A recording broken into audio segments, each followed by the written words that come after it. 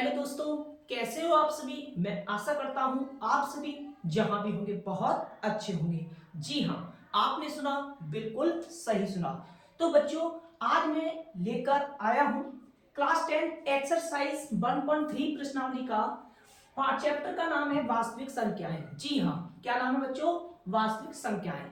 और मैं आशा करता हूं आपकी बोर्ड एग्जाम की तैयारी काफी बेहतर चल रही होगी। तो दोस्तों, इस क्वेश्चन को जरूर करके जाइएगा, क्योंकि ये आपके बोर्ड एग्जाम के पेपर में बिल्कुल 100 में से 100% आना है। जी हाँ, आपने सुना, बिल्कुल सही सुना। तो चलिए करते हैं बिना किसी देरी के, और बने रहिए अमित कोचिंग सेंटर क्लासेस पर। तो चलिए बच्चों, करते हैं अपनी इस वीडियो को स्टार्ट।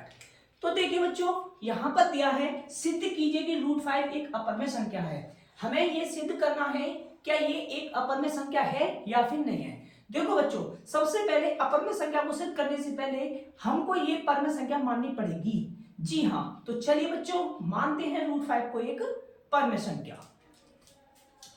तो लिखेंगे यहां पर माना कि √5 एक अपरमेय संख्या है। माना कि √5 एक अपरमेय संख्या दे रखा है बच्चों, तो परमेय इसका उल्टा मानेंगे। तो माना कि √5 एक परमेय संख्या है। परमेय संख्या है। माना कि √5 एक परमेय संख्या है। ठीक है बच्चों, अब ये √5 जब एक परमेय संख्या होगी तो मैं इसको ले सकता हूं, इसका नाम a/b। आप यहां पर p/q भी ले सकते हो, मैंने यहां पर a/b लिया है। ठीक है बच्चों, अब यहां पे लिखना चाहें तो आप लिख सकते हैं यहां पे क्या a, b से अभाज्य संख्या है। से अभाज्य संख्याएं हैं। सहभाज्य संख्या, दो सहभाज्य जब संख्याएं होती हैं a, b, जब सहभाज्य संख्या होती है तो उन दोनों संख्या का जो एचसीएफ होता है वो बच्चों कितना होता है? 1 होता है। तो यहाँ पे लिखेंगे a, b का एचसीएफ कितना होगा? a, b का क्या बच्चों? एचसीएफ कितना होगा? 1 के बराबर होगा। ये हमने मेंशन यहाँ पर कर दिया। क्लियर बच्चों? अब जब हमने ये माना है तो अब बच्चों एक चीज देखो यहाँ पर, अब दोनों लोग हम वर्ग करेंगे। क्या करेंगे बच्चों? वर्ग। तो यहां पे लिखेंगे दोनों तरफ वर्ग करने पर। अब बच्चों दोनों तरफ हम वर्ग इसलिए करेंगे क्योंकि यहां पर √5 है और हमने माना कौन सी संख्या है बच्चों? परमेय संख्या। तो इसका रूट हटाने के लिए हम यहां पर वर्ग करेंगे। तो चलिए करते हैं, √5 का whole square equal to a/b का होल स्क्वायर। अब यहाँ पे देखो, स्क्वायर से रूट कट जाएगा तो कितना आएगा बच्चों? 5। तो बराबर, अब a/b, इसका मतलब ये हुआ कि a का भी वर्ग करना है और b का। तो a²/b², इसको इधर ले आओ तो ये हो जाएगा 5b² बराबर 5b² बराबर a²। ठीक है बच्चों, ये भी स्क्वायर बट्टे में इधर आएगा, गोले में हो जाएगा, और यहाँ पर क्या बचेगा बच्चों? a²। अब बच्चों इसको मान लीजिए आप समीकरण नंबर फर्स्ट। क्या मानोगे बच्चों? समीकरण नंबर फर्स्ट। अब यहाँ पर एक चीज आप देख सकते हो, ये b² के गुणे में है 5। अगर मैं b² का मान निकालूंगा तो ये जो गुणे में है 5, ये a² के बट्टे में आ जाएगा। ठीक है बच्चों, तो इसका मतलब ये हुआ 5 जो है a² को विभाजित करता है, तो a भी 5 को विभाजित करेगा, है ना।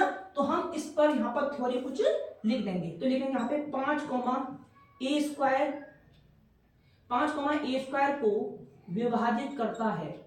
5, a² को विभाजित करता है, तो 5 a को भी विभाजित करेगा।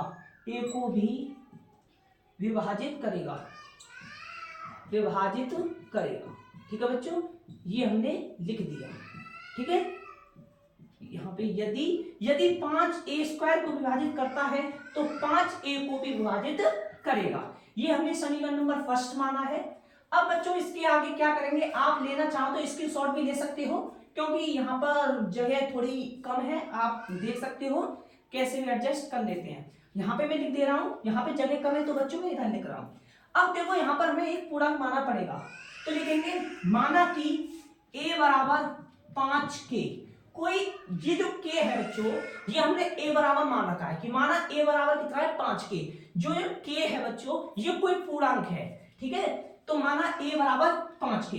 अब हम क्या करेंगे, a का मान समीकरण एक में रखने पर, समीकरण एक में रखने पर, समीकरण एक में रखने पर, ठीक है बच्चों। ए का मान किस में रखेंगे, समीकरण एक में। तो रखो, अब समीकरण एक कौन सा, ये वाला, तो 5b स्क्वायर बराबर ए स्क्वायर, तो यहां लिखेंगे 5b स्क्वायर बराबर ए स्क्वायर। अब समीकरण एक में रखना है। अब एक चीज बताओ बच्चों, यहाँ ए स्क्वायर बराबर 5b स्क्वायर है, तो ए के स्थान पर मैं 5 के रख सकता हूं, तो लिखूंगा 5b स्क्वायर बराबर 5b स्क्वायर बराबर ए स्क्वायर। ए का मान कितना है, 5 के। अब इसका वर्ग है तो इसका भी बच्चों क्या करेंगे, वर्ग कर देंगे। क्या करेंगे बच्चों, वर्ग करेंगे, ठीक है बच्चों। अब देखो यहाँ 5b स्क्वायर पहले से है, 5 के स्क्वायर क्या होता है बच्चों 25, और के का स्क्वायर, के का वर्गमूल करेंगे तो के स्क्वायर आएगा, ठीक है बच्चों। अब काटो इसे, 5 एकम 5 और 5 25, तो बच्चों b स्क्वायर बराबर कितना आ जाएगा, 5 के स्क्वायर। अब आप देख सकते हो यहाँ पर ये के स्क्वायर के गुणे में है 5, ठीक है बच्चों, ये के स्क्वायर के गुणे में है 5। अब ये बी स्क्वायर के बट्टे में आएगा, तो इसका मतलब ये हुआ कि 5 बी स्क्वायर को विभाजित करता है, तो 5 जो है बच्चों वो ए को भी विभाजित करेगा, है ना। तो 5 बी स्क्वायर को विभाजित करता है, तो 5 हमारा ए स्क्वायर को, 5 ए को भी विभाजित, बी इसको भी विभाजित करेगा। जब 5 हमारा बी स्क्वायर को विभाजित करता है बच्चों, तो 5 बी को विभाजित करेगा, नहीं करेगा, बिल्कुल करेगा। तो हम यहाँ पर कुछ थ्योरी लिख सकते हैं। तो यहाँ पर इसको मान लीजिए समीकरण सेकंड, ये समीकरण फर्स्ट माना था बच्चों, तो आप यहाँ पर समीकरण नंबर कौन सा मानेंगे, सेकंड। मैं आशा करता हूं ये आपने उतार लिया होगा, मैं इसको रेस कर रहा हूं, ठीक है बच्चों। चलिए अब बच्चों इसमें क्या होगा, अब देखिए आगे क्या है। अब यहां पर लिखेंगे कुछ थ्योरी। 5b स्क्वायर को विभाजित करता है, जहां 5 जो है बच्चों वो b स्क्वायर को विभाजित करता है, जहां 5b स्क्वायर को विभाजित करता है, विभाजित करता है, तो 5b को भी विभाजित करेगा, 5b को भी विभाजित करेगा, ठीक है बच्चों। जहां 5b स्क्वायर को विभाजित करता है तो 5b को भी विभाजित करेगा। अब देखिए ये हमने लिख दिया यहां पर। अब देखो लिखेंगे यहां पर समीकरण 1 व 2 से स्पष्ट है, समीकरण 1 व 2 से स्पष्ट है कि ए व दो संख्याओं ए व बी दोनों संख्याओं का एचसीएफ, संख्याओं का उभयनिष्ठ एचसीएफ कितना है बच्चों, 5। दोनों में 5 उभयनिष्ठ है, क्योंकि उसमें भी ए स्क्वायर को 5 ए स्क्वायर को विभाजित कर रहा था, और इसमें भी 5 बी स्क्वायर को विभाजित कर रहा था, तो दोनों में कॉमन है ना बच्चों 5। तो हम क्या करेंगे यहां पर, तो लिख देंगे अतः माना गया कथन।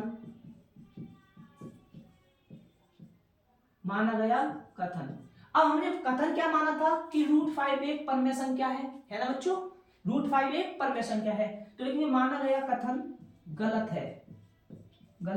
है, इसलिए √5 एक कैसी संख्या है बच्चों,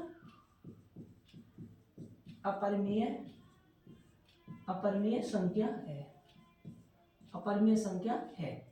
यही करना था बच्चों हमें प्रूफ, बस हो गया आपका उत्तर, ठीक है बच्चों, हेंस प्रूफ्ड।